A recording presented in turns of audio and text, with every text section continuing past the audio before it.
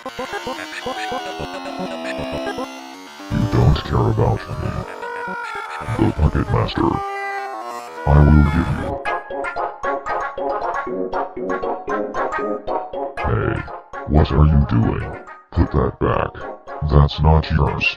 I am the royal scientist, you can't just ignore me. But just like in Undertale, all this Gaster stuff could just be a red herring, a bunch of Easter eggs on the side. In fact, we've spent these past 3 episodes looking at minor details when there's still one big loose thread that we've been overlooking the whole time: Toby Fox himself. At this point, it's clear Deltarune and Undertale are 2 sides of the same coin. Undertale was a game about games. It parodied the tropes of RPGs, but it also dug into the relationships that we as players form with the games that we play. Deltarune, as the odd mirror of the first game, appears to be yet another interpretation of that game about games concept. Only this time it's looking at the other side of gaming. What games mean to the game maker. Jeez, it's starting to sound like the Smash Brothers theory all over again. I mean, regardless of whether you believe that the Darkner world is just an imaginary place or not, one thing that can't be denied is Kris using this toy-themed story world to connect with Susie, help her work through her pent-up issues,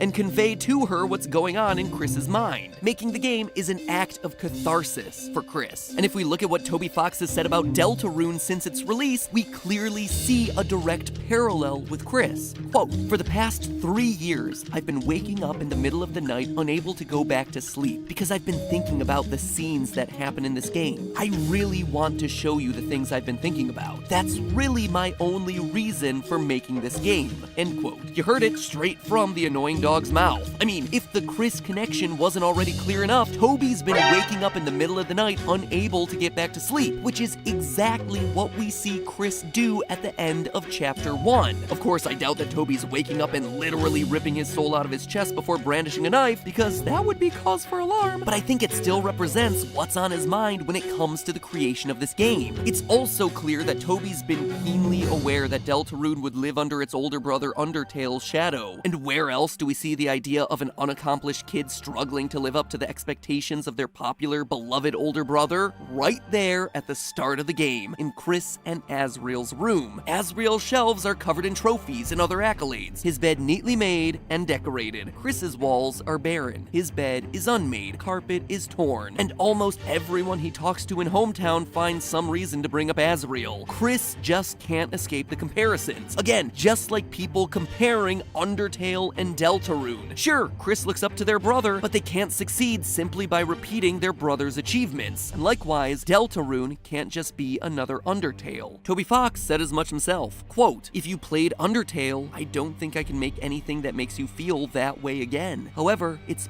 possible I can make something else." What I think a core theme of this game is going to be is an exploration of game development, an inside look at what it's like to be a game maker, and by proxy, a way for Toby to tell his players a bit more about himself and his internal creative life. That's why, unlike Undertale, it has just one ending. Because this time, it's not our story we're playing through, this time, it's his. But hey, that's just a theory. One possible theory. To see what you missed in the alternate timeline, click on the portal you see before it closes. I'm sure Gaster will be more than happy to meet you there.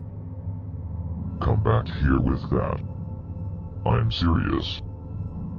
Please.